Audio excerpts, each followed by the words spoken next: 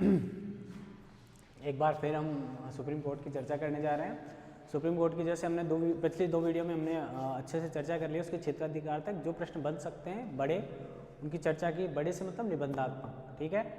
अब हम एक ऐसा टॉपिक ले रहे हैं जो कि हमारे इसी सेकेंड यूनिट के सुप्रीम कोर्ट में इंक्लूड है, ठीक है ना, इम्प्लाइड है।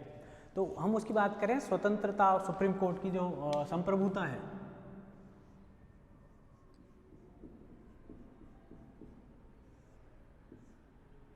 निष्पक्षता है उच्चतम न्यायालय की।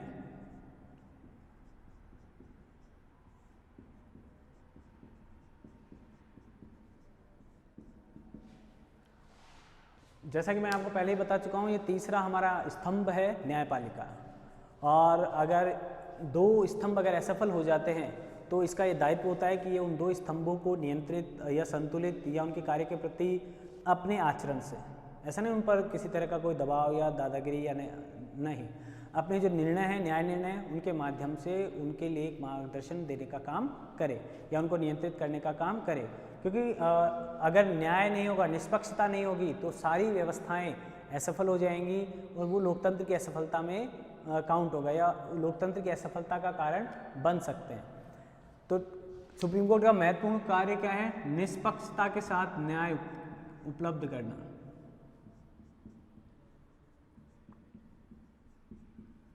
ठीक है, क्यों? क्योंकि यही भारत का संघीय न्यायालय है।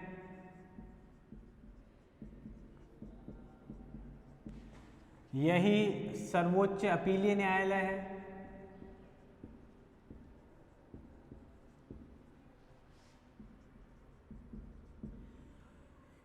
यही मूल अधिकारों का संरक्षक है, संविधान का संरक्षण कह दें।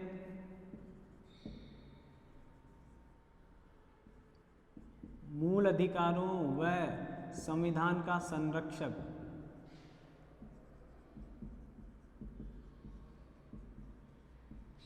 तो इसका निष्पक्ष होना या अपने आप में स्वतंत्र होना या अपने कार्यों के माध्यम से संप्रभु होना अपने कार्यों में बेहद आवश्यक है। इसी को ध्यान में रखते हुए हम ये कहना चाह रहे हैं या हम चर्चा करने जा रहे हैं कि हम किन आधारों पर सुप्रीम कोर्ट को या उच्चतम न्यायालय को संप्रभु कह सकते हैं या निष्पक्ष न्यायकर्ता कह सकते हैं या अपने दायित्वों का निर्वहन करने में सर्वाधिक महत्वपूर्ण कार्य करने ये सक्षम है या नहीं। तो कुछ कार्य उनमें देखें आप। नियुक्ति,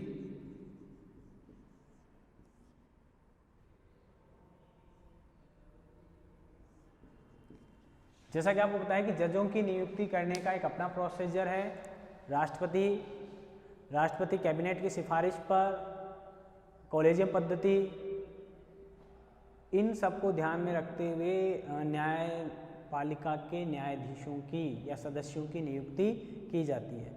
यानी सरकार का उसमें कोई सीधा हस्तक्षेप नहीं है। तो अब सीधा हस्तक्षेप नहीं है तो उसकी जवाबदेही या उसकी निर्भरता सरकार पर नहीं है।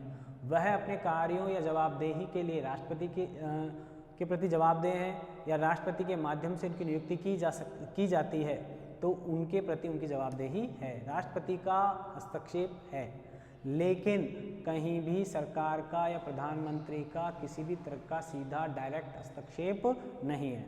तो मैं कहना चाहता हूं कि नियुक्ति के लिए ये व्यक्ति या न्यायाधीश जो हैं वो स्वतंत्र रूप से नियुक्त किए जाते हैं।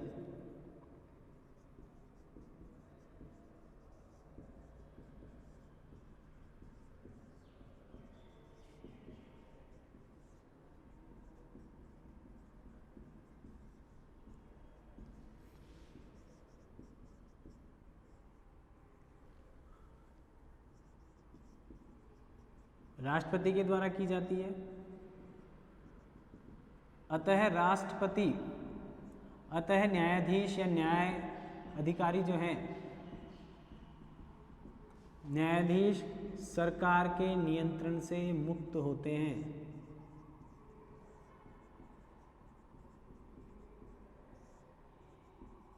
नियंत्रण से मुक्त होते हैं।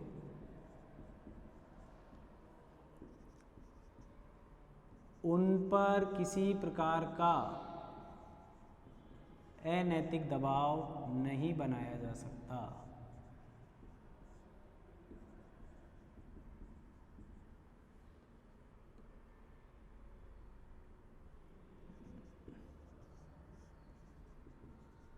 नहीं बनाया जा सकता,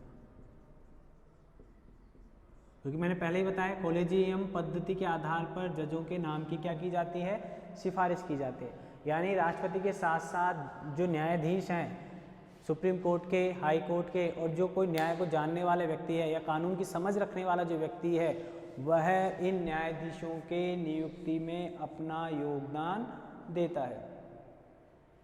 अर्थात जिस तरह हालांकि सरकारी नौकरियों में भी नियुक्ति सरकार के आधार पर की जाती है, लेकिन ट्रांसफ़र को राजनीतिक हथियार बना लिया गया है। ऐसा राजनीति में यहाँ पर ऐसा कोई काम नहीं किया जा सकता। यानी यह नियुक्ति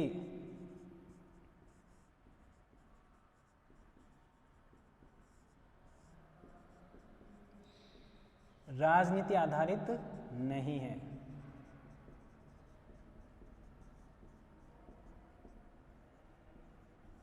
ठीक है, पहला। दूसरा देखिए, अब इसके आधार पर हम कह सकते हैं कि ये संप्रभु है। किसके नियंत्रण की बात कर रहे हैं हम यहाँ पर? कौन प्रभावित कर सकता है? सरकार। तो हम सरकार के नियंत्रण में नहीं है इनकी नियुक्ति। आगे चले, दूसरा है निश्चित कार्यकाल।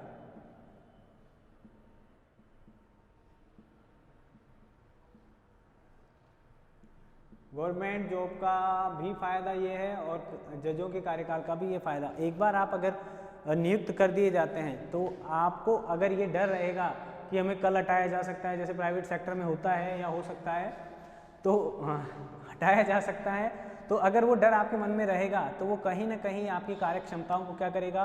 प्रभावित करेगा।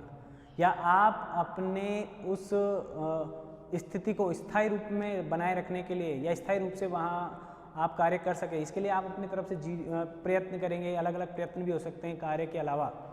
तो ऐसी मानसिक, तो फिर आप न्याय क्या करेंगे? अगर न्यायाधीश को यही भय रहेगा कि उसका कार्यकाल निश्चित नहीं है, उसे कभी भी हटाया जा सकता है, तो ऐसी परिस्थिति में आप अपने न्याय का जो कार्य है या न्याय का जो दायित्व दिया गया है, आप उस दायित्व को परिपूर्ण नहीं कर सकते। लेकिन भारत में ऐसा कुछ भी नहीं है। आगे देखें, न्यायाधीश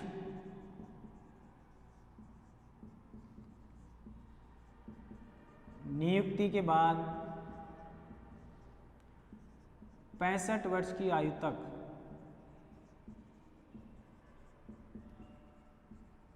कार्य कर सकता है। ठीक है, उसे सिर्फ राष्ट्रपति द्वारा 124(4) राष्ट्रपति द्वारा हटाया जा सकता है, जिसकी प्रक्रिया अत्यंत कठिन है।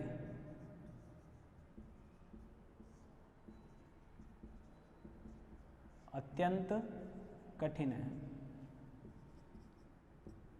अर्थात न्यायाधीश का कार्यकाल या न्यायाधीश के कार्यकाल की निश्चितता, भाई सरकारी नौकरी या सरकारी जज बन गए तो क्या पंचों का कोई निश्चित थोड़ी होता है? पंचायत के जो पंच होते हैं कभी भी उनको हटाया जा सकता है और उनकी उतनी वैलिडिटी भी नहीं है। समाज के बाहर, समाज में फिर भी चलती है उनकी, लेकिन समाज के बाहर नहीं है। तो वो चाहते हैं कि हमारी वैलिडिटी ऑल ओवर इंडिया तक चले, हर समाज वर्ग में उनको पूछा जाए। जैसे पहले आपने देखा होगा पंच परमेश्वर एक कहानी आई थी, उस तरह से पंच बदल जाते थे और खासकर विरोधी पक्ष को जरूर जज बना देते थे। पंचायतों में ऐसा जरूर होता है, कभी पंच का मामला आ गया तो उसके सबसे बड़े शत्रु को लाकर बैठा देते थे। ऐसा कुछ चलता था।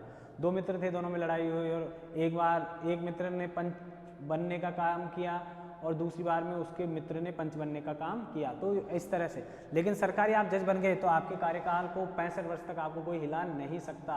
तो जब आप इस उम्मीद से बैठेंगे कि मैं वाकई में न्याय देवता या न्यायाधीश के रूप में कार्य कर रहा हूँ, तो मेरी ये जवाबदेही है कि मैं अच्छा काम कर सकूँ, क्योंकि उसका यहाँ इन दो चीज़ों से ध्यान हट चुका है। उसको नहीं है, उसका नियुक्ति कौन कर रहा है उसको पता है, इंटरफेयर नहीं करेगा कोई, राष्ट्रपति करता भी नहीं जनरली, और कोई करेगा तो वो उसको आवश्यकता नहीं। दूसरा, उसका निश्चित कार्यकाल है तो उसको कोई हटा भी नहीं सकता, तो उसको किसी अन्य से सिफारिश करने की आवश्यकता भी नहीं पड़ेगी, मतलब एहसान नहीं लेना पड़ेगा उसको। अर्थात न्यायाधीश के कार्यकाल की निश्चितता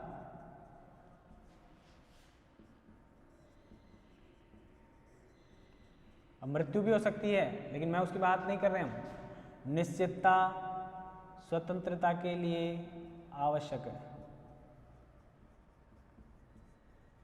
या स्वायत्तता कह दें, ठीक है।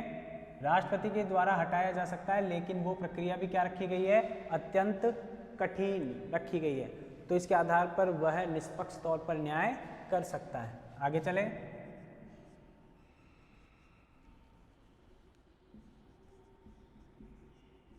वेतन व अन्य सेवा शर्तें। मैंने आपको कल ही बताया था सुप्रीम कोर्ट के मुख्य न्यायाधीश का वेतन कितना है साहब, 280, 250, 3.5 लाख, 4.5 लाख, 5 लाख, कितना, 2,80,000। तो वो कहाँ से दिया जाता है वो भी मैंने आपको बताया था।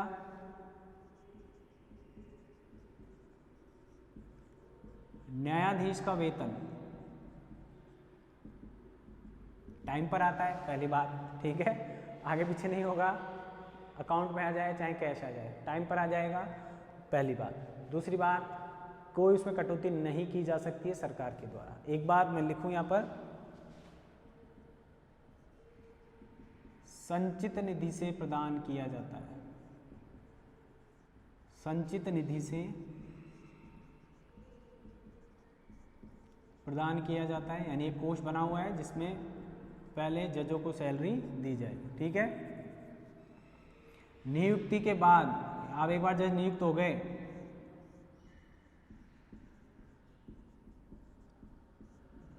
वेतन भत्तों में कटौती नहीं की जा सकती।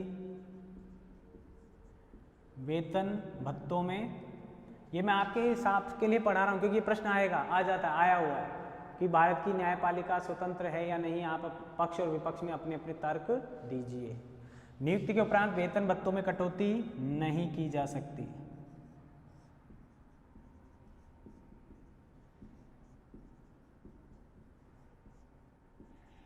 सिर्फ कब की जा सकती है, वित्तीय आपातकाल को छोड़कर।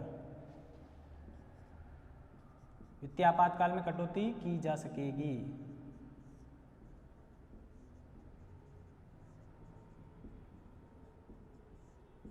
यानी आप देखिए, आपको सैलरी मिलेगी, आपको तो आपके ऊपर दायित्व डाला गया है, आपको फ्री छोड़ दिया गया है कि आप इन सब झंझटों से फ्री हैं। अब आप निष्पक्षता के साथ न्याय उपलब्ध करवाएं, या स्वतंत्रता पूर्वक उस जो वाद आ रहा है उसको निष्पक्षता से देखकर आप उसका समाधान करें। तो संचित निधि से दिया जाता है। वेतन में का निर्धारण कौन करती है, संसद करती है, अकेली कोई सरकार नहीं करती है।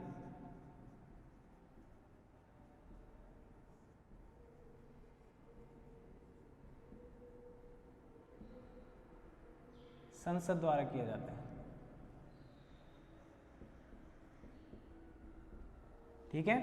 तो ये कुछ बातें हैं जो हमारे न्यायालय को या न्यायपालिका को निश्चित करती हैं।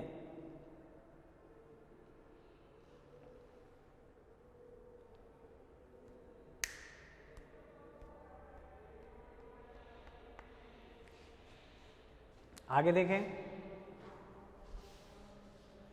तो आप ये देखें ध्यान से, इन चीजों को देख लें एक बार और।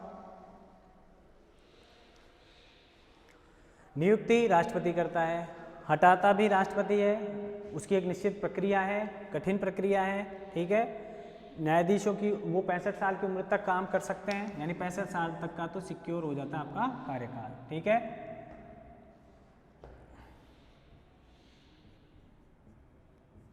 ठीक है, वेतन फिक्स किया हुआ है, संचित निधि से दिया जाता है। हम बात कर लें कि यानी इस पर किसी तरह का कोई मतदान नहीं किया जाता, कि संसद में न्यायाधीशों के वेतन पर कोई वोटिंग नहीं होती है, ठीक है। आगे देखें आप, आगे जो मैं बताना चाह रहा हूँ और देखें न्यायपालिका को स्वतंत्र बनाने के या स्वतंत्र कहने के क्या रीजन हमारे पास?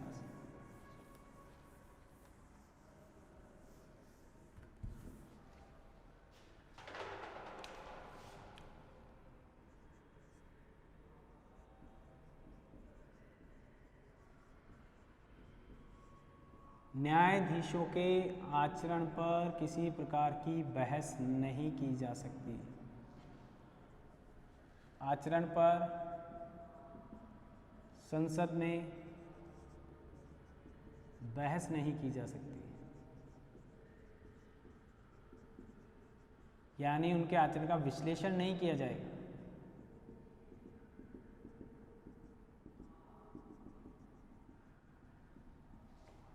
उन पर लगे आरोपों का, जो वहां आरोप लगते हैं, आरोपों की जांच भी न्यायाधीशों के द्वारा की जाती है।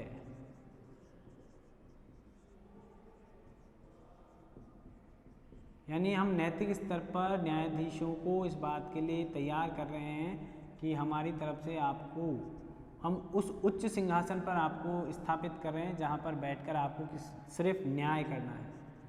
क्या करना है? आपको सिर्फ न्याय करना है और किसी तरह का कोई कार्य नहीं करना है।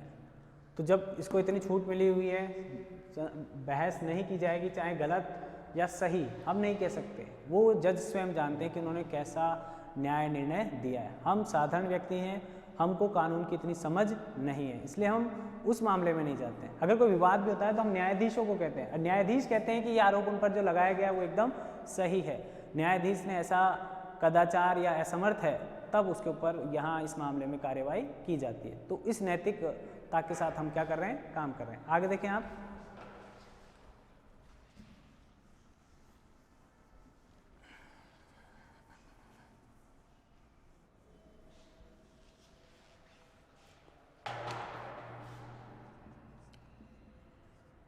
सेवानिवृत्ति के बाद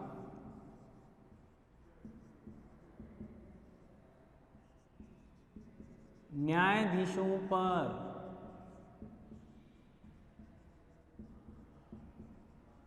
वकालत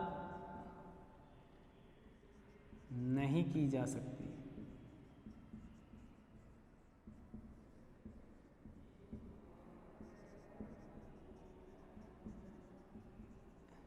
इसका आधार न्यायपालिका की स्वतंत्रता को बनाए रखना।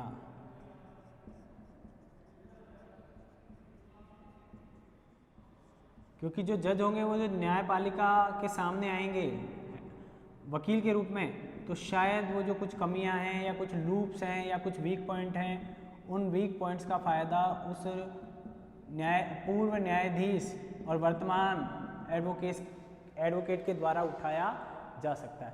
इसलिए सेवानिवृत्त न्यायाधीश के सेवानिवृत्ति के बाद वकालत करने पर रोक लगाई गई है। ठीक है, ताकि न्यायाधीश किसी लालच में या किसी अन्य प्रकार से आकर न्यायपालिका की स्वतंत्रता या किसी कमी का या किसी वीक पॉइंट का बेनिफिट नहीं ले ले। तो आप समझ सकते हैं कि ये इसलिए किया जा रहा है कि उसे पता रहे कि मुझे सेवानिवृत्ति के बाद संन्यास ले लेना है, किससे? न्याय के क्षेत्र से। आगे देखें एक और,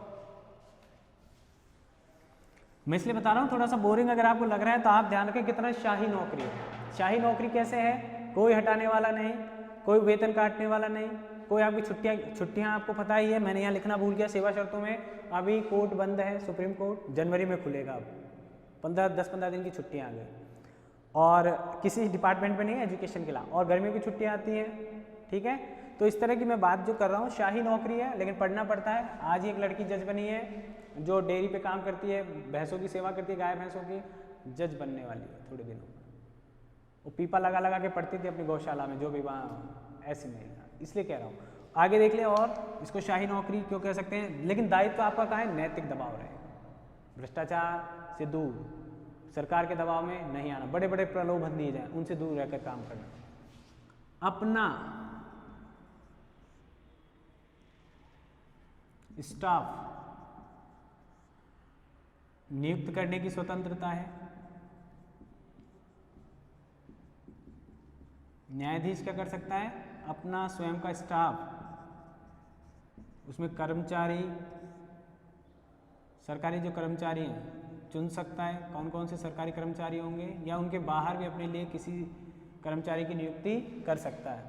ठीक है, उनके वेतन भत्ते सरकार के द्वारा उठाए जाएंगे, यानी अपना मनचाहा स्टाफ इस नौकरी में उपलब्ध करवाया जाता है जजों को, ताकि वे स्वतंत्रता पूर्वक अपने कार्यों को कर सकें, और वह ही उनकी सेवा शर्तों को तय कर सकता है। सेवा शर्तें भी कौन तय करेगा, न्यायाधीश। सेवा शर्तें भी तय कर सकता है, ये जज को पावर दी गई है। तो आप देखिए, आप मंत्रियों तक को भी है, लेकिन मंत्रियों का कार्यकाल क्या नहीं होता, निश्चित नहीं होता। तो ये बात जो मैं बताने जा रहा हूँ, ये सब प्रक्रियाएं आपको, मैं शाही शब्द तो गलत प्रयोग कर रहा हूँ या कर सकता हूँ, इसको दिक्कत नहीं, लेकिन मैं जो कहना चाह रहा हूँ वो है स्वतंत्रता की, न्यायपालिका की स्वतंत्रता को बनाए रखने के लिए ऐसा किया जा रहा है। आगे देखें आप, अवमानना की शक्ति दी गई है इसको। क्या दी गई है, अवमानना।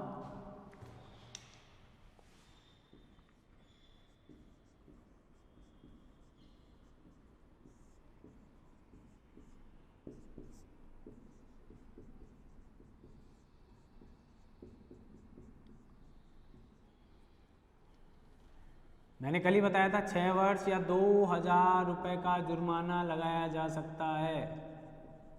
ठीक है, अगर वो न्याय निर्णयों या न्यायाधीशों के आचरण की क्या करते हैं, आलोचना करते हैं, विश्लेषण करते हैं, अपने हिसाब से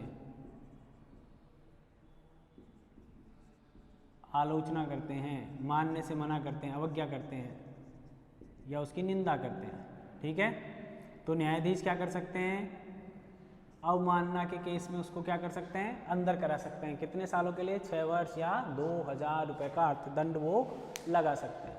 तो ये सारे जो रीजन्स हैं, ये सारे रीजन्स हमें बताते हैं कि हमें न्यायाधीश बनने या न्यायाधीश बनने के बाद हमें किस तरह से अपने आचरण को नियंत्रित करना चाहिए, या नियंत्रण किस तरह से किया जा सकता है।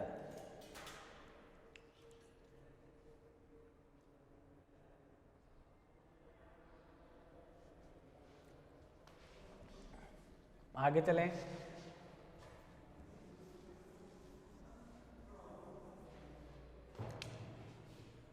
संसद के द्वारा न्यायालय के कार्य क्षेत्र में कटौती नहीं की जा सकती। कटौती नहीं की जा सकती।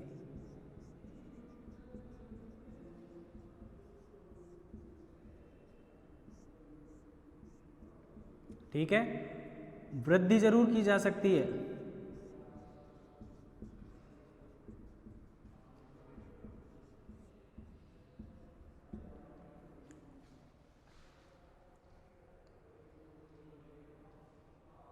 ठीक है, तो आप देखिए, ये आपको अपने आप एम्पावरमेंट करता है, आपको मजबूत करता है कि आपके कार्य में किसी प्रकार की कोई बाधा नहीं डाली जाएगी, आप अपना कार्य निर्बाध रूप से कर सके, इसके लिए प्रयास किए जा रहे हैं, संविधान में प्रावधान किए गए। ठीक है,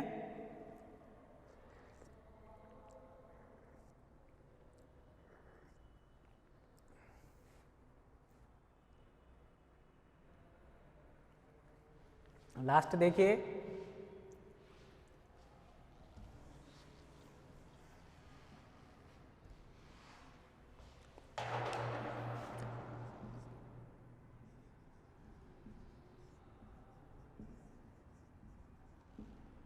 कार्यपालिका से न्यायपालिका पृथक है।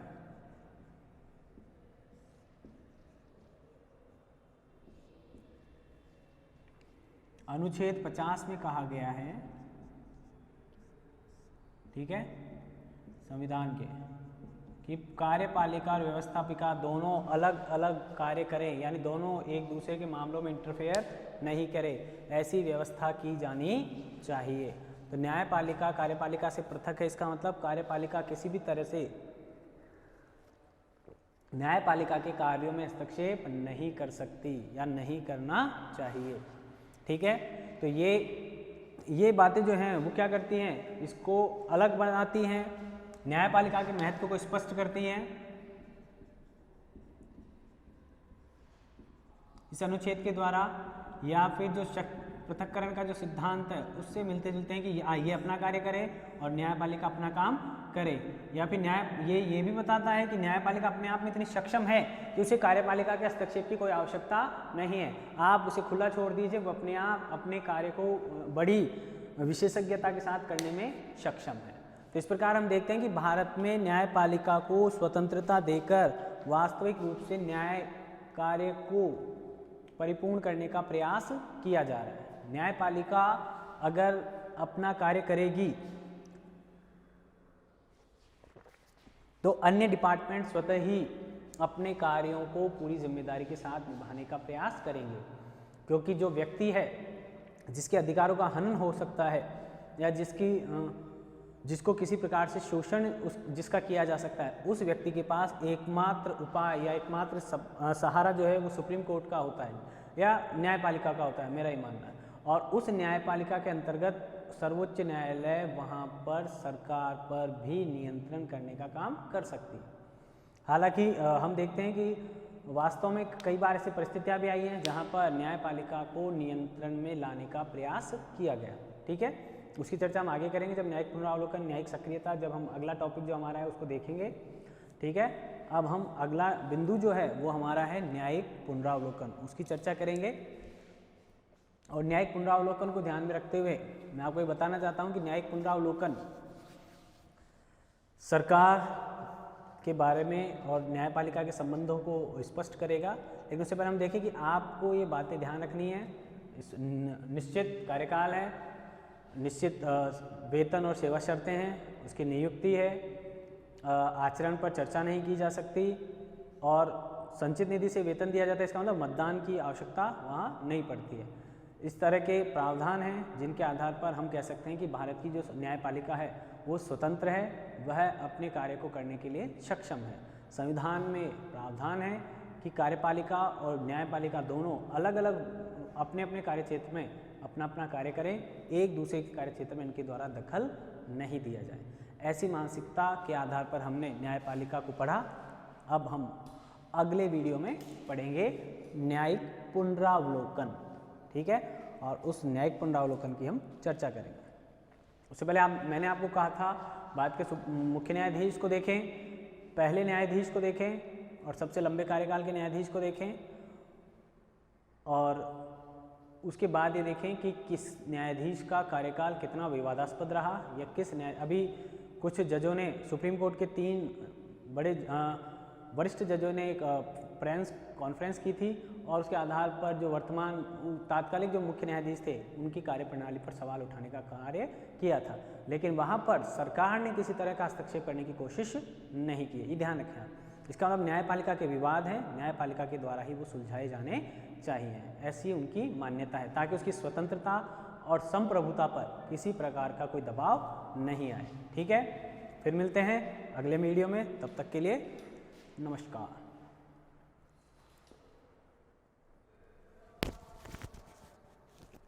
तैयार कीजिए अपने आप को अगले पेपर के लिए, और ये पेपर आपका आपके हर एग्ज़ाम के लिए भी इम्पोर्टेंट है और इसी तरह के प्रश्न पूछे जाते हैं। ठीक है, ये मैंने आपको बताया, ये आपके लगभग 150 शब्दों में पूछा जा सकता है या छोटे प्रश्नों में 2 कोई आधार पूछे जा सकते हैं जिनके आधार पर भारतीय न्यायपालिका को स्वतंत्र बताया जा सकता है। देखिए आप, ठीक है, तैयार कीजिए और इसमें कुछ ऐड करना चाहें तो कर सकते हैं अपने शब्दों से। अपने शब्दों में उत्तर लिखने का प्रयास करें, याद आसानी से होगा और उसको बार बार रिवाइज करने की ज़रूरत भी नहीं पड़ेगी। ठीक है, तैयार कीजिए।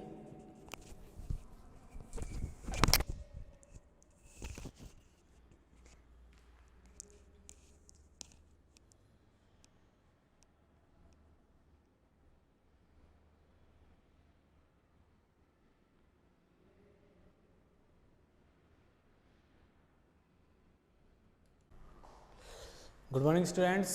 आज हम जो हमारा जो वीडियो है उस पर हम चर्चा करने वाले हैं कि जो हमारी सुप्रीम कोर्ट है उस सुप्रीम कोर्ट के द्वारा जो कार्य किए जा रहे हैं उन कार्यों की समीक्षा करने या उनका क्या महत्व रहेगा। ठीक है, कहने का मतलब ये है कि न्यायपालिका को वास्तव में संविधान का संरक्षक किन आधारों पर आप कह सकते हैं या कैसे कह सकते हैं कि न्यायपालिका वास्तव में संविधान के संरक्षक है या नहीं, या संविधान के अनुकूल वह कोई कार्य करवा सकती है या नहीं, या खुद भी संविधान से शक्ति लेती है, या संविधान के अनुकूल आचरण है या नहीं, और किसी अन्य संस्था या किसी अन्य सरकार के अंग को इस प्रकार के कार्य करने के लिए प्रतिबंधित करती है या नहीं।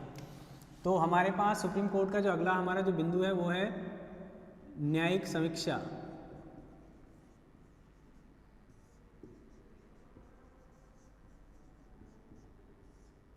या न्यायिक पुनरावलोकन।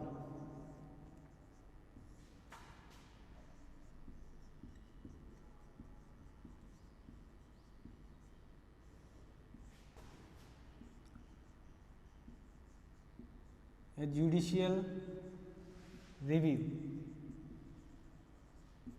ठीक है, ये हमारा अगला टॉपिक है। तो मैं आपको ये बताना चाहता हूँ कि या ये मैं कहना चाहता हूँ कि जैसा कि इसके शब्दों से प्रतीत हो रहा है कि न्यायिक पुनरावलोकन या समीक्षा तब की जा सकती है जब कोई चीज़ आपके सामने प्रस्तुत हो चुकी है, तैयार हो चुकी है। बनती या बनने से पूर्व आप उसकी समीक्षा नहीं कर सकते। तो यहाँ भी ऐसा ही लागू है कि जब किसी राज्य विधानमंडल, संघीय या राज्य विधानमंडल के द्वारा कोई ऐसा कानून बना दिया जाता है जो कि या तो मूल अधिकारों में कमी करता हो, या संविधान के मूल ढांचे को प्रभावित करता हो, या संविधान की मूल प्रकृति के विरुद्ध हो, या संविधान के अनुकूल नहीं हो, या संविधान के प्रावधानों के अनुकूल नहीं हो, और सरकार ऐसे बिल को पास कर देती है और वह कानून के रूप में हमारे सामने जब प्रस्तुत होता है, तो सुप्रीम कोर्ट ऐसे कानूनों को गैर संवैधानिक घोषित कर उन्हें रद्द कर सकती है। तो उसकी जो ये पुनरावलोकन करने की जो शक्ति है, उनका परीक्षण करने की जो शक्ति है, संविधान के प्रावधानों के आधार पर, उस शक्ति को ही न्यायिक पुनरावलोकन के नाम से जाना जाता है। आप देखें एक बार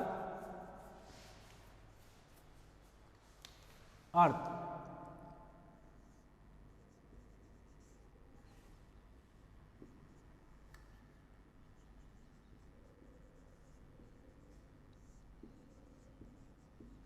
न्यायिक पुनरावलोकन से तात्पर्य है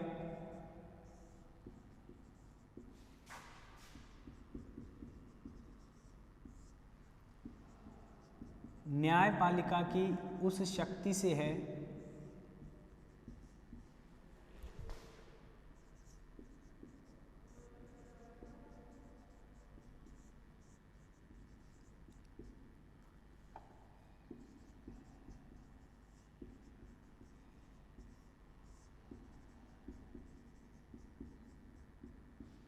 जिसके आधार पर वह संघीय या प्रांतीय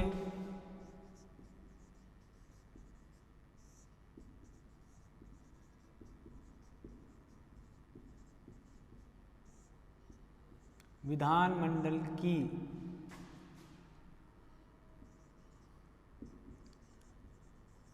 कानून निर्माण की शक्ति का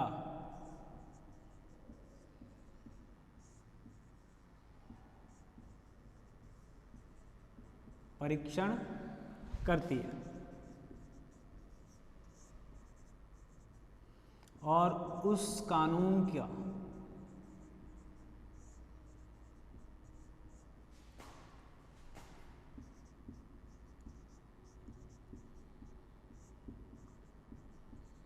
गैर संवैधानिक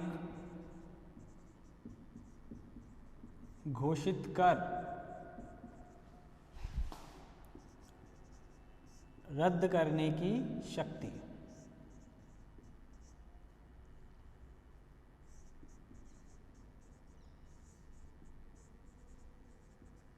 यदि वह कानून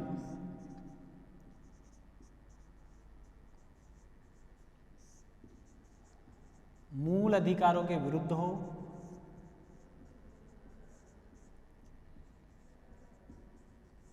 यानी उन्हें कम करता हो या उनका महत्व कम करता हो, विरुद्ध हो या वह संविधान के प्रावधानों का उल्लंघन करता हो।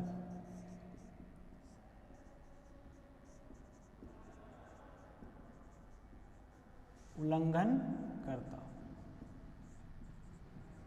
ठीक है। यानी सुप्रीम कोर्ट को यहाँ एक तरह से असीमित पावर दी गई है। हालांकि अगर पूर्ण बहुमत के द्वारा ऐसा नहीं हो सकता कि उसे विशेष बहुमत के आधार पर आप पास करा लें। आप, क्योंकि मैं एग्जाम्पल देना जा रहा हूँ या एग्जाम्पल देना चाहता हूँ कि जहाँ पर हमने देखा कि 99वां जो संविधान संशोधन हुआ था, या मैं आपको भी यहाँ विवाद लिखा दूंगा, वहां और देखें आप,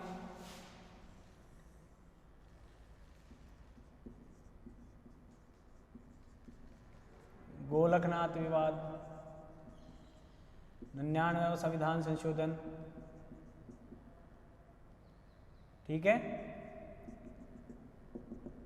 इन विवादों में क्या किया गया कि न्यायपालिका ने अपने डिसीजंस का या केंद्र सरकार के द्वारा बनाए गए कानूनों का, ये मुख्य बातें हैं, इसलिए उसके बाद भी हैं गोलकनाथ, केशवानंद भारती और जो प्रमुख जो विवाद थे, शाहबानो प्रकरण, ये कुछ ऐसे विवाद हैं जहां पर न्यायपालिका की न्यायिक पुनरावलोकन की शक्ति को प्रभावित करने का या उसकी स्वतंत्रता को प्रभावित करने का काम किया गया। तो आप इसमें देखिए कि गोलकनाथ का जो विवाद था, उस विवाद में बाद में सुप्रीम कोर्ट ने खुद ही अपने डिसीजंस में क्या कर दिया, परिवर्तन कर दिया। केशवानंद भारती, मिनर्वा मिल्स,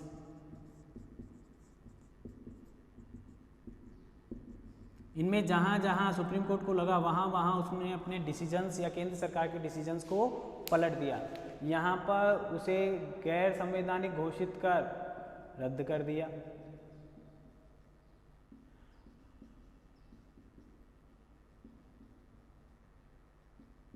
तो ये वो मामले हैं जहां पर आप देख सकते हैं कि हमारे सुप्रीम कोर्ट को पावर दी गई है कि वह सरकार के द्वारा बनाए हुए किसी कानून को, क्योंकि यहाँ पर अभी मैंने आपको पहले बताया था संप्रभुता या न्यायपालिका की स्वतंत्रता वाले वीडियो में, तो मैंने कहा था कि कार्यपालिका और व्यवस्थापिका का कार्यक्षेत्र अलग अलग है, सरकार के द्वारा ये निश्चित किया जाना चाहिए। यहाँ पर सरकार कार्यपालिका न्यायपालिका के क्षेत्र में क्या कर रही है, हस्तक्षेप कर रही है।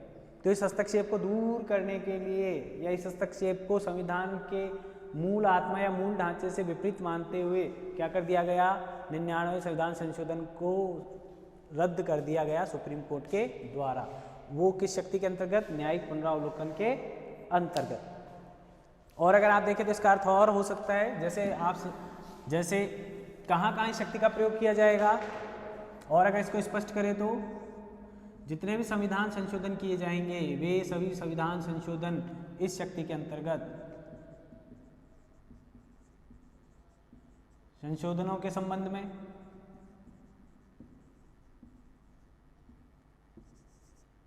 केंद्र या राज्य द्वारा बनाए गए कानूनों के संबंध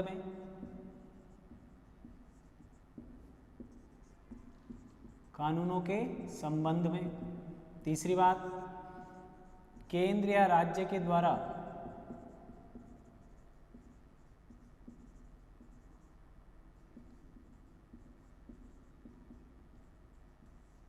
प्रशासनिक कार्यों के संबंध में, यानी प्रशासन के संबंध में अगर कोई नियम या नीति निर्माण होता है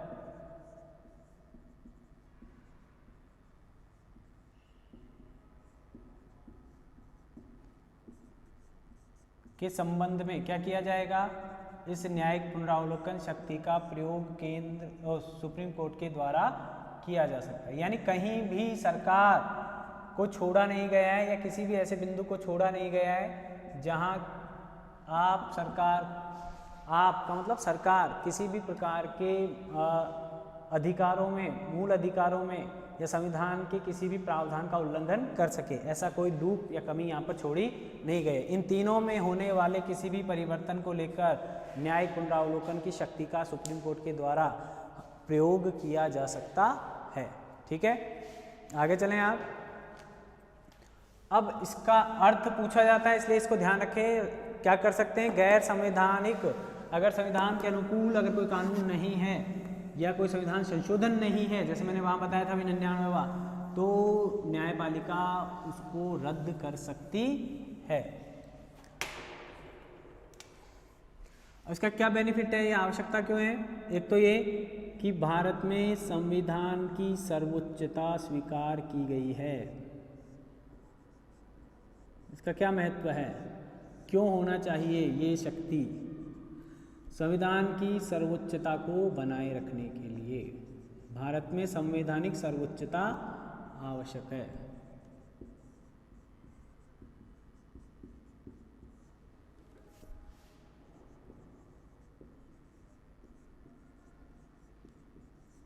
ठीक है, दूसरा इसका बेनिफिट क्या होता है? केंद्र और राज्य के मध्य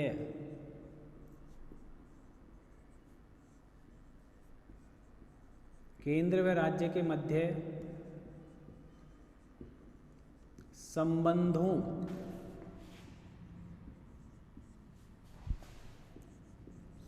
को संतुलित करने में सहायक है।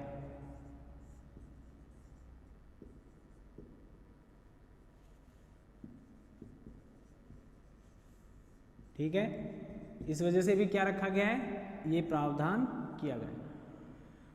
क्योंकि कहीं पर बहुमत की केंद्र में सरकार आ जाए तो वह राज्यों पर अत्याचार नहीं करे या राज्यों पर अनावश्यक दबाव नहीं बनाए, तो वह कोई ऐसा कानून न बना दे जिससे राज्य अपने स्वतंत्रता या राज्यों की संप्रभुता नहीं कहूँगा, स्वायत्तता पर प्रभाव पड़े, ऐसा कोई कानून उनके द्वारा नहीं बनाया जाना चाहिए।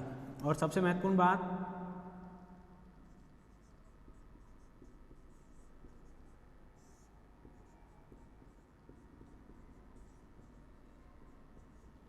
भारतीय नागरिकों के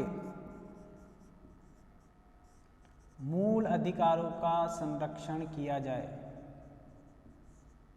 मूल अधिकारों के संरक्षण में सहायक है। ठीक है, इन आधारों पर इस शक्ति का प्रयोग किया जाता है सुप्रीम कोर्ट के द्वारा, और किया भी जाना चाहिए, क्योंकि सुप्रीम कोर्ट अंतिम एक तरह से सहायता देने वाला एक संस्थान है, जहां पर आप अपने अधिकारों के या सरकार की जो शोषण करने की जो मनोवृत्ति है उसका तोड़ ढूंढ सकते हैं। आगे चलें आप, हम देखने जा रहे हैं। और न्यायिक पुनरावलोकन का तात्पर्य मैंने आपको बताया, संघात्मक व्यवस्था को बनाए रखने के लिए भी ये यहाँ तक मैंने कहा है। इसको कई बार इस नाम से भी बता दिया जाता है, संघात्मक व्यवस्था हेतु आवश्यक। ठीक है, अब इससे जुड़े हुए कुछ मूल अनुच्छेद हैं, उनको भी देख लें, क्योंकि जैसा कि मैंने आपको बताया है कि जैसे संप्रभुता एक अलग चीज़ है और न्यायिक पुनरावलोकन के बारे में कोई स्पष्ट अनुच्छेद यहाँ नहीं दिया गया है कि इस अनुच्छेद के अंतर्गत न्यायपालिका को न्यायिक पुनरावलोकन की शक्ति दी गई है।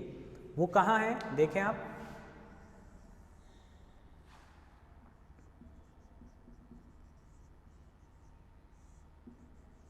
जब आप इनको पढ़ेंगे तो आप खुद देखेंगे कि ये कहना क्या चाह रहे हैं वास्तव में। न्यायिक पुनरावलोकन से संबंधित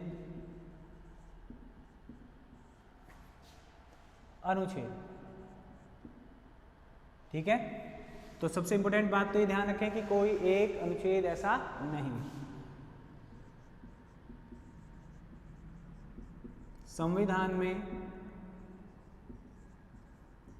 कोई एक निश्चित अनुच्छेद ऐसा नहीं है।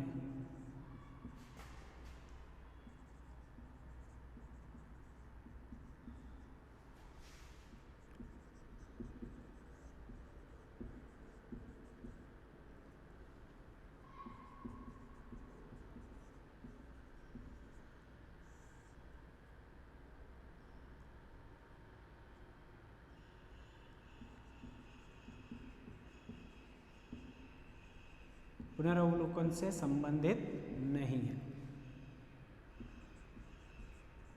ठीक है, जहां ऐसी कोई परिभाषा या ऐसा अनुच्छेद दिया गया। अब कौन से हैं? एक तो अनुच्छेद 13, यानी केंद्र या संघ के द्वारा ऐसी कोई विधि जो मूल अधिकारों को कम करती हो बनाई जाती है तो वह विधि क्या होगी? अमान्य होगी या निरस्त मानी जाएगी। ठीक है, अनुच्छेद 13 क्या कहता है? यदि मूल अधिकारों के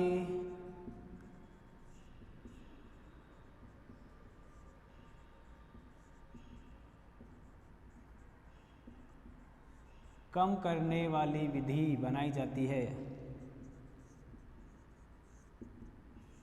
तो निरस्त मानी जाएगी। इसका मतलब ये क्लैरिफिकेशन हो गया, स्पष्टीकरण दे दिया गया है कि आप ऐसी विधि नहीं बना सकते हैं जो कि मूल अधिकारों को कम करती हो। अगर ऐसी बनाई जाएगी तो उसको क्या कर दिया जाएगा? निरस्त कर दिया जाएगा। ठीक है, उसके बाद आता है अनुच्छेद 32, रिट। रिट जो है अपने आप में क्या है? रिट वे हैं जो कार्यपालिका अगर कोई कार्य कर रही है लेकिन संविधान के अनुकूल नहीं है, किसी व्यक्ति के अधिकारों का हनन हो रहा है, उसकी स्वतंत्रता के अधिकार का हनन करते हैं, उसे बिना किसी एफआईआर दर्ज किए आप पुलिस थाने में या जेल में डाल दिया जाता है या पुलिस पकड़ के ले जाती है, तो 1 दिन से ज़्यादा उस व्यक्ति को वहाँ नहीं रखा जा सकता।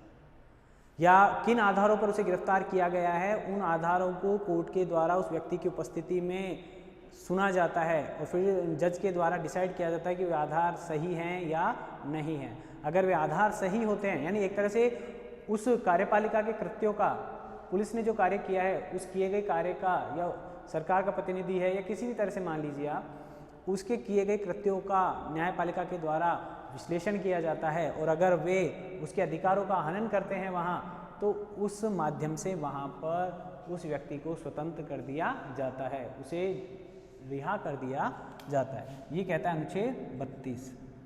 तो वो जो 5 तरह की रिटें हैं, वो रिटें डिसाइड करती हैं कि न्यायालय कोई अधिकार देती हैं कि वह किए गए कार्यपालिका के कृत्य का क्या करें? अवलोकन करें।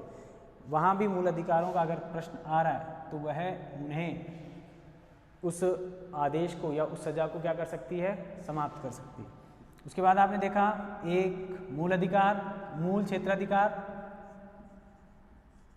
मूल क्षेत्राधिकार अब राज्यों और केंद्र, अब जहाँ केंद्र आ गया और राज्य आ गए, मतलब राज्य जो कार्य कर रहे हैं या केंद्र जो कार्य कर रहे हैं उनके अधीन जो विवाद होंगे, उन विवादों को सुनने का अधिकार किसको दिया गया है? सुप्रीम कोर्ट को दिया गया।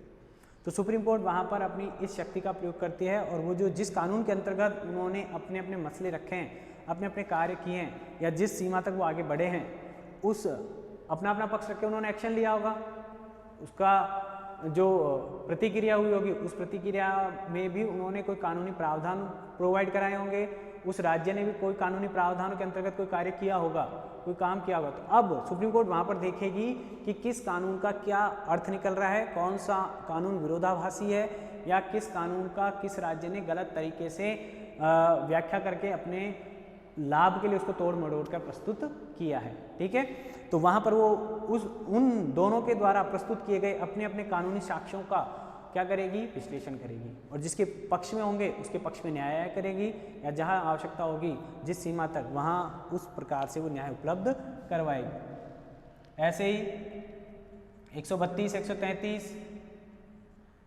दीवानी और आपराधिक मामलों में जो अब अपील होगी, उन अपील के मामलों में भी सुप्रीम कोर्ट क्या करेगा? अपनी इस न्यायिक पुनरावलोकन की शक्ति का प्रयोग करेगा। अब वहाँ पर उच्च न्यायालय ने किस तरह का न्याय निर्णय दिया है या कौन सा संवैधानिक मुद्दा, हमने देखा है ना, कोई विशेष सामान्य हित या संवैधानिक मुद्दा अगर कोई खड़ा हो रहा है, अपील वहाँ भी की जा सकती है।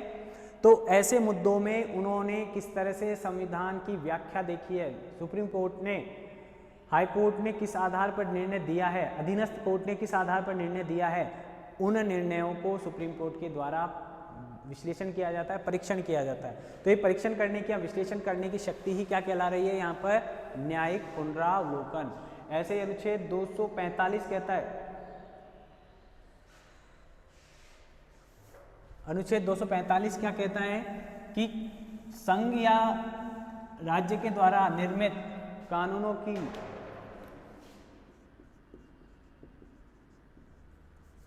अनुच्छेद 245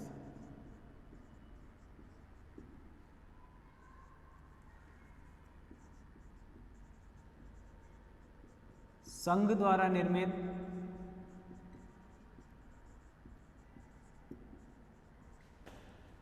निर्मित कानूनों की क्षेत्रीय सीमा का निर्धारण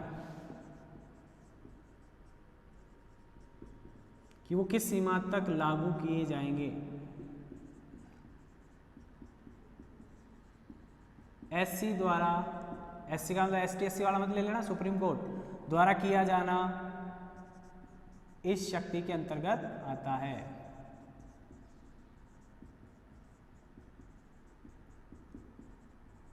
ठीक है, तो इस तरह बहुत सारे हमारे पास अनुच्छेद हैं। ये इनके आधार पर हम डिसाइड कर सकते हैं कि हमें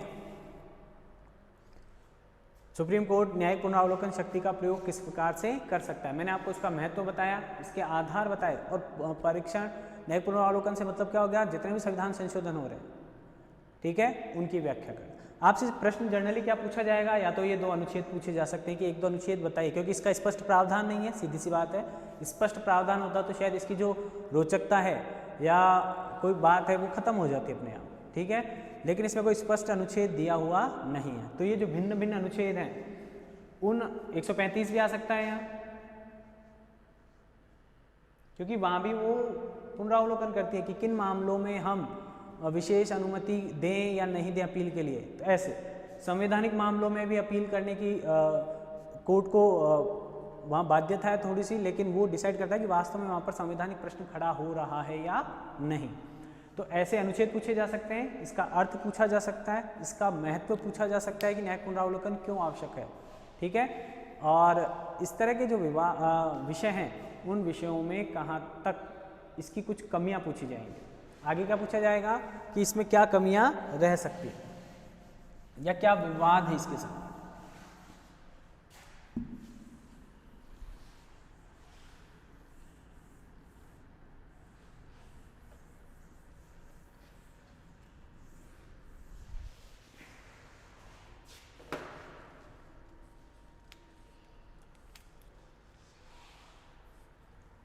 उससे पहले देखें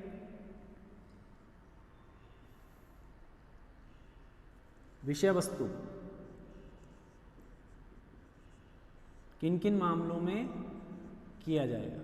वो प्रावधान है किन विषयों में, एक तो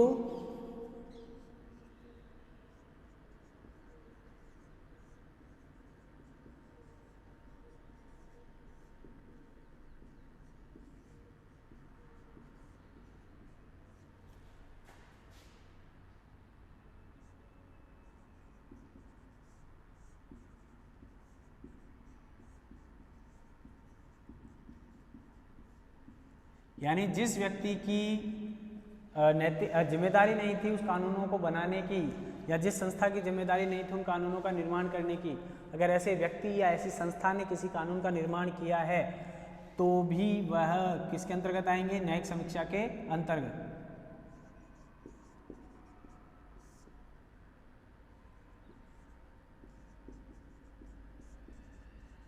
व्यक्ति या संस्था के द्वारा।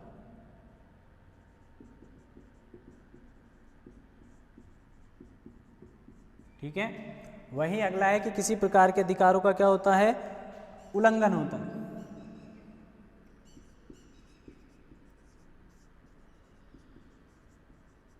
ऐसे कानूनों या कृत्यों, जैसे मैंने बताया कि बिना FIR दर्ज किए किसी व्यक्ति को कहाँ डाल दिया, किसी ने जेल में। ऐसे कानूनों या कृत्यों जिनके द्वारा किसी व्यक्ति या नागरिक के अधिकारों का क्या हुआ, हनन हुआ। यानी नागरिकों के वहाँ तो महत्व में मैंने बताया था कि अधिकारों को बनाए रखने के लिए आवश्यक है। अब कार्य क्षेत्र में क्या हो गया, अब जहाँ पर अधिकारों का हनन हो गया, यानी एक तो डर और एक तो होता है कि हम किसी भय से कोई काम करें नहीं, ठीक है। अब कर लिया, हमसे कोई गलती से कोई गलती हो गई, एक तो हम किसी डर से कुछ गलत काम नहीं करें, पहली बात तो वो तो वहाँ कहाँ चला गया, उसके महत्व में। न्यायिक पुनरावलोकन के भय से आपने कोई ऐसा कानून बनाया ही नहीं जो मूल अधिकारों को कम करता हो, एक बात फायदा हुआ। दूसरा, अगर बना दिया, हमने गलती से गलती कर दी, तो उस गलती का कोई पश्चाताप होगा या नहीं होगा, उसकी कोई हमको सज़ा मिलेगी या नहीं मिलेगी, सज़ा से हमारा मन निर्मल हो जाएगा बाद में, उसका हमको इतना अफसोस नहीं रहेगा, हाँ मैंने कुछ गलती की थी, मैंने उसकी सज़ा पा ली, अब मैं वापस सामाजिक जीवन में लौट सकता हूँ। तो वो कार्य महत्व था, उसकी वजह से कोई गलती नहीं करते थे। विषय वस्तु यानी किन मामलों में होगा, जहाँ पर उल्लंघन हो चुका है, ठीक है। तो ऐसे कानूनों या कृत्यों जिनके द्वारा अधिकारों का उल्लंघन हुआ है, नागरिकों के अधिकारों का उल्लंघन हुआ है, तो ऐसे मामले भी न्यायिक पुनरावलोकन के अंतर्गत आएंगे। ऐसे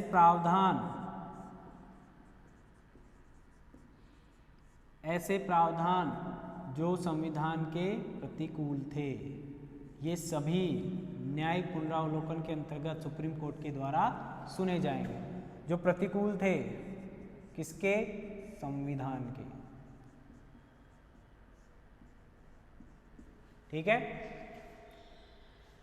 जिसकी विषय वस्तु है ऐसे कानूनों का निर्माण किया जाना जो उस व्यक्ति के द्वारा नहीं किए जा सकते थे। ऐसे कानूनों का निर्माण यदि किया गया है तो वो कानून क्या होंगे, न्यायिक समीक्षा या न्यायिक पुनरावलोकन के अंतर्गत सुप्रीम कोर्ट उनमें हस्तक्षेप कर सकता है, ठीक है। अब इसकी कुछ कमियां,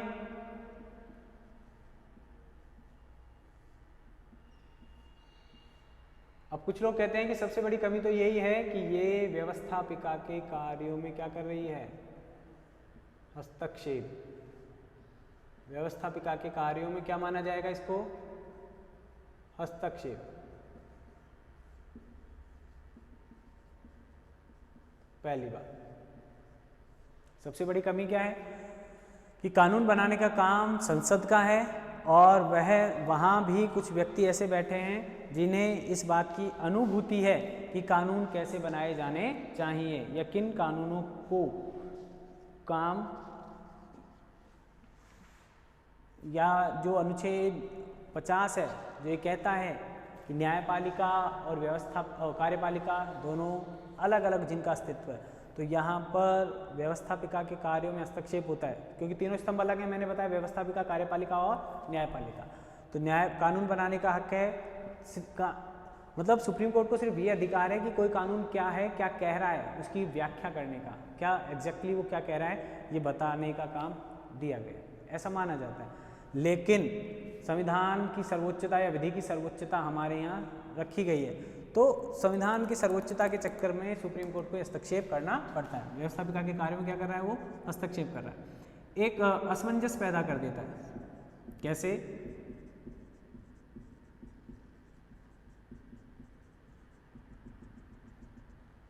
क्योंकि जो कानून संसद ने बनाकर पास कर दिया वो कितने दिन चलेगा या नहीं चलेगा, कब उसको हटा दिया जाएगा, कब उसको गैर संवैधानिक घोषित कर दिया जाएगा। तो हम कब तक इंतजार करें कि सरकार के द्वारा पास किसी बिल पर सुप्रीम कोर्ट कब एक्शन लेगी, कब उसको गैर संवैधानिक घोषित करेगी।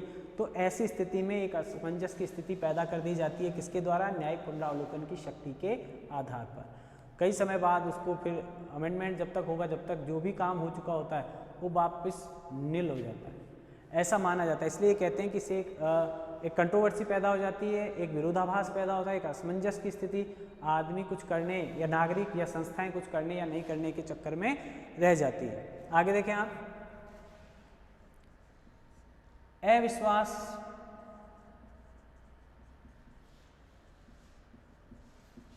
उत्पन्न होता है किसके प्रति, न्यायपालिका के प्रति।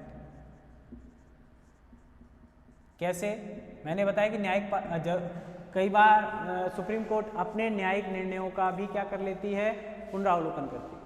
गोलकनाथ के केस में कहा ये जो है प्रस्तावना संविधान अंग नहीं है, संविधान का अंग नहीं है, ठीक है। अगले केस में कह दिया गया अंग है, फिर कह दिया गया कि अंग है लेकिन उसमें संशोधन नहीं किया जा सकता, ठीक है। इस तरह के जो निर्णय आते हैं उन निर्णयों से भी पता लगता है कि कैसे कैसे परिस्थितियां बदलती रहती हैं। तो न्यायपालिका पूर्ववर्ती केस में या विवाद में जो कह रही है वो सत्य है, या जो पश्चातवर्ती विवाद में कह रही है वो सत्य है। तो न्यायपालिका की क्षमताओं पर भी कई बार प्रश्न खड़े हो जाते हैं, या प्रक्रिया है या व्यक्ति विशेष हो जाता है फिर वो? यानी जिस न्यायाधीश को जैसा लगा उस न्यायाधीश ने वैसा निर्णय दे दिया, या कुछ एक निश्चित पैमाना है न्यायपालिका के आधार पर या न्यायपालिका के कार्य का या न्यायपालिका के पुनरावलोकन की शक्ति का परीक्षण करने का।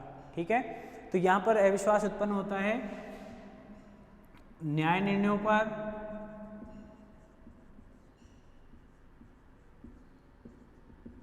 बदलने से, पूर्व में दिए गए न्याय निर्णयों के बदलने से। यहाँ पर असमंजस पैदा होता है कब?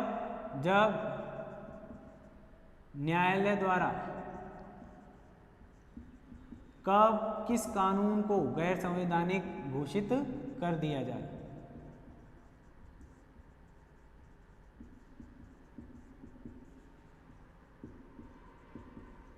तो ये जो 2-4 कमियां हैं, थोड़ा सा अनुदानवाद या हम कहते हैं थोड़ा सा सुप्रीम कोर्ट को सख्त बनाने के लिए या सुप्रीम कोर्ट का भय पैदा करने में भी इस न्यायिक पुनरावलोकन की जो राइट है, शक्ति है, इसका महत्वपूर्ण योगदान माना गया।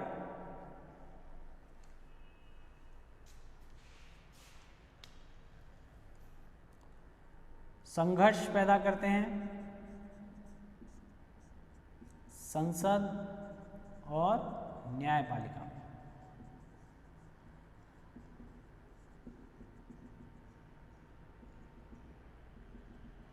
कि मैं श्रेष्ठ हूं या मैं श्रेष्ठ हूं, मुझे संविधान की ज़्यादा समझ है या मुझे संविधान की ज़्यादा समझ है। इस तरह का संघर्ष पैदा होता है इनके मध्य। ये 2-3 इसकी कमियां हैं न्यायिक पुनरावलोकन की। और अब जो सबसे इंपॉर्टेंट बात है वो मैं आपको बता दूं कि एक, अब इस संघर्ष से बचने के लिए, इस संघर्ष का जब समाधान किया गया तो इस संघर्ष से बचने के लिए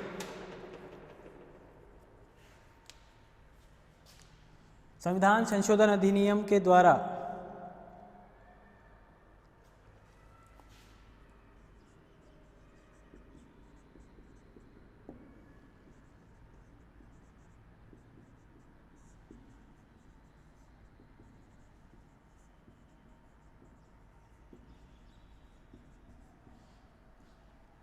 नवी अनुसूची जोड़ी गई, और इस नवी अनुसूची में जो विषय रख दिया जाएगा,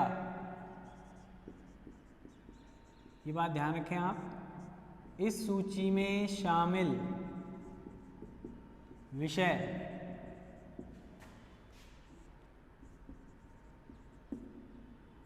या बिंदु, ठीक है, न्यायिक पुनरावलोकन के अधीन नहीं आएंगे।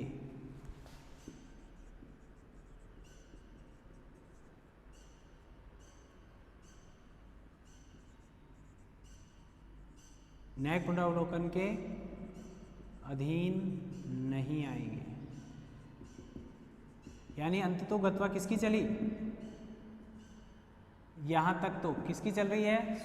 केंद्र सरकार की। उसने ऐसी सूची बना दी बहुमत के दम पर कि जिसके अंतर्गत आप, इस सूची के अंतर्गत, अब आप समझ सकते हैं कि वो महत्वपूर्ण विषय होंगे या ऐसे विषय होंगे जिनमें न्यायपालिका के हस्तक्षेप की आवश्यकता नहीं है। तो ये समाधान निकाला गया, ठीक है। अब इसके बाद क्या कोर्ट और उसके संघर्ष समाप्त हो गया क्या? ऐसा बिल्कुल भी नहीं है।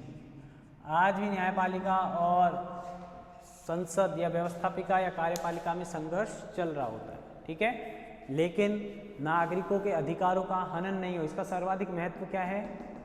ये हमारे यहाँ बहुत ज़रूरी है। जिस तरह की भारत की परिस्थितियाँ हैं वहाँ पर सत्ता के दुष्प्रभावों को ध्यान में रखते हुए ये हमारे लिए बहुत ज़रूरी चीज़ है, ठीक है। ये हमारा विषय आज यहाँ पर समाप्त हुआ एक टॉपिक। अब हमारा इसके आगे हम जो बात करेंगे वो है न्यायिक सक्रियता की। अगले वीडियो में उसकी बात करेंगे, उसकी चर्चा करेंगे, ठीक है। आगे मिलते हैं, जब तक आप इसको देखिए। इसमें एक और है, ये डेट मैं आपको दे देता हूँ, इसको ध्यान करिएगा आप। तो सुप्रीम कोर्ट ने इसका तोड़ निकाल दिया है। इसका तोड़ किसने निकाला? सुप्रीम कोर्ट ने। हालांकि आपके लिए इतनी आवश्यक नहीं है, यहाँ तक आप ध्यान रखें। अर्थ, कमियां, महत्व, ठीक है, ये आपके पॉइंट ऑफ व्यू से इम्पोर्टेंट है, ठीक है। फिर मिलते हैं अगले वीडियो में, तब तक के लिए अपना ख्याल रखें, कोरोना से बचिए, लेकिन एजुकेशन से मत बचिए। पढ़ने का टाइम फिक्स रखिए, थोड़ा थोड़ा पढ़िए, रेगुलर पढ़िए, ठीक है। फिर मिलते हैं कुछ कमियों, कुछ खूबियों के साथ।